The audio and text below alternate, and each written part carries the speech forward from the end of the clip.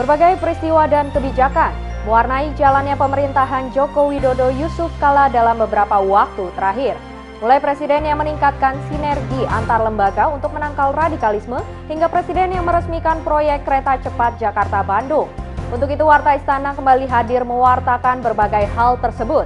Bersama saya Drusela Benala, Warta Istana kali ini akan menyajikan warta. Di antaranya, Presiden memerintahkan peningkatan sinergi antar lembaga untuk menangkal radikalisme. Presiden Joko Widodo meresmikan peletakan batu pertama proyek kereta cepat Jakarta-Bandung. Pemerintah telah mempersiapkan beberapa skenario untuk menstabilkan harga pangan. Kita mulai Warta Istana dari Jakarta.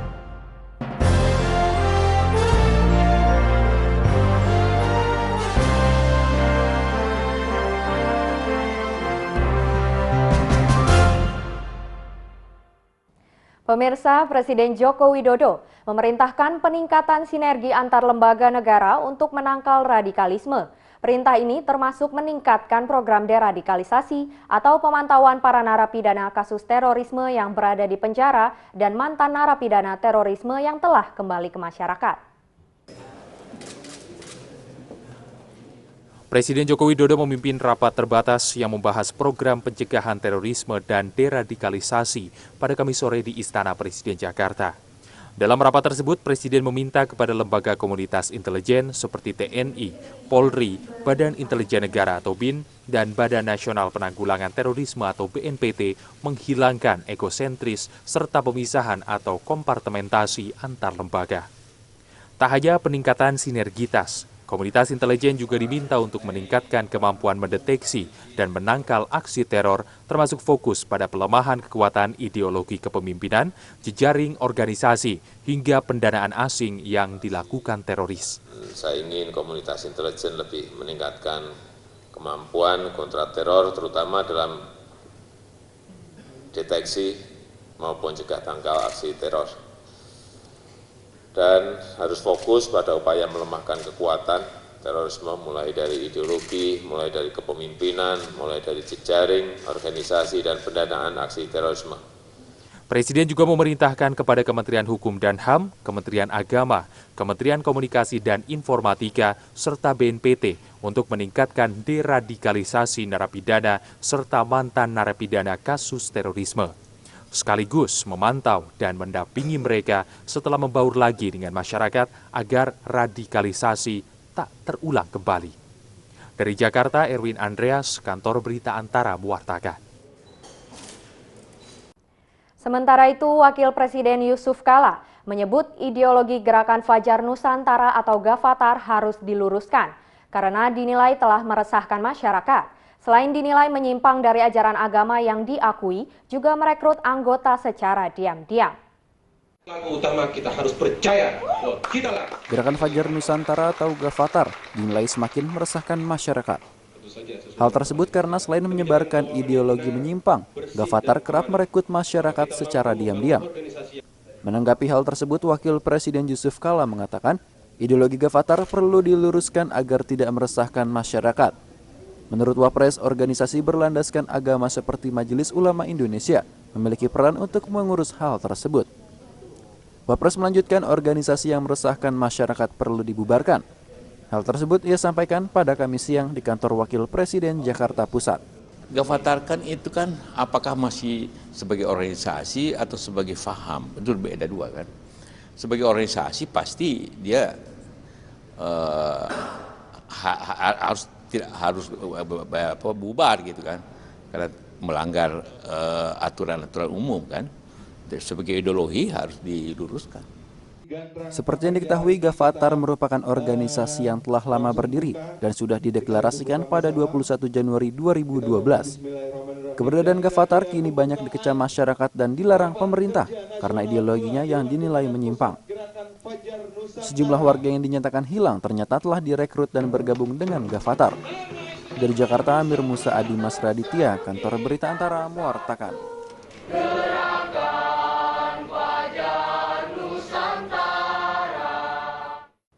Sebelumnya, Wakil Presiden Yusuf Kala memberikan arahan kepada Ikatan Cendekiawan Muslim Indonesia yang baru untuk turut serta menangkal terorisme dan penyebaran paham radikal. ICMI juga diminta untuk berkontribusi dalam keamanan dan kesejahteraan bangsa. Wakil Presiden Yusuf Kala menerima kunjungan sekaligus laporan dari Kepengurusan Ikatan Cendekiawan Muslim Indonesia atau ICMI yang baru Senin siang di kantor Wakil Presiden Jakarta. Dalam kunjungan ini, Wapres memberikan arahan agar cendekiawan Muslim turut memberikan kontribusi pemikiran dan solusi terkait isu terkini, termasuk program pencegahan dan penanggulangan terorisme serta deradikalisasi yang digalakkan pemerintah. Menanggapi arahan ini, Ketua ICMI yang baru Jimli Asidiki mengatakan ICMI akan bekerja sama dengan Dewan Masjid untuk menghidupkan kembali masjid yang ada di kampus-kampus. Menghidupkan masjid ini akan dilakukan dengan membuat kajian-kajian agama dan ilmiah sesuai dengan ajaran yang benar dengan tujuan meredam perluasan paham radikal. Kami akan mengadakan sinergi kerjasama ICMI dengan Dewan Masjid untuk membina masjid-masjid kampus, termasuk untuk menangkal radikalisme di kampus-kampus dan mengembangkan kajian-kajian ilmiah, ya, sains dan Quran, ya, dengan cara yang ilmiah sehingga bisa mencegah paham radikal. Menurut Jimli, Wakil Presiden juga mengamanatkan agar cendekiawan Muslim dapat berkontribusi dalam menjaga keamanan serta kesejahteraan bangsa. Hal ini terkait dengan kasus terorisme oleh terduga ISIS yang melakukan peledakan bom di kawasan Jalan Tamrin, Jakarta Pusat. Juga terkait masalah paham radikalisme di mana masa membakar perkampungan mantan anggota Gerakan Fajar Nusantara atau Gavatar di Mempawah, Kalimantan Barat pada 19 Januari silam. Dari Jakarta, Ardi Irawan, Kantor Berita Antara mewartakan. Pemirsa, pekan lalu Presiden Joko Widodo melantik Ketua dan Pengurus Komite Ekonomi dan Industri. Komite tersebut dibentuk pemerintah untuk mengembangkan industri dalam negeri. Presiden Republik Indonesia telah membentuk Komite Ekonomi dan Industri Nasional. Presiden Joko Widodo melantik Ketua dan Pengurus Komite Ekonomi dan Industri atau KAIN Rabu pagi di Istana Negara, Jakarta. Pengusaha yang juga mantan Ketua Umum Partai Amanat Nasional, Sutrisno Bahir, dipercaya untuk memimpin KAIN. Presiden mengatakan KAIN ditugasi untuk mengembangkan industri dalam negeri, melakukan kajian dalam bidang ekonomi dan industri sekaligus memberikan hasil kajian tersebut kepada Presiden.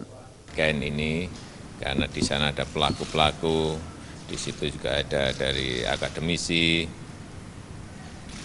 Kombinasi itu akan memberikan sebuah perencanaan yang lebih detail, baik jangka pendek, jangka menengah maupun jangka panjang. Saya tadi sudah meminta agar detail untuk 50 sama 100 tahun itu ada, sehingga ada panduan, sehingga ada haluan kemana kita akan pergi dan menuju. Dengan fokus pada industrialisasi, Presiden berharap adanya nilai tambah bahan baku dari sumber daya alam yang dimiliki Indonesia. Presiden tidak ingin lagi menjadi negara yang mengekspor komoditas mentah dan barang setengah jadi. Presiden menjelaskan pemerintah sudah memiliki peta jalan untuk ekonomi dan industri. Namun ia mengaku membutuhkan masukan dan dukungan dari para anggota KAIN yang merupakan kombinasi dari pelaku ekonomi dan akademisi sehingga ada masukan komprehensif untuk segera mengambil keputusan.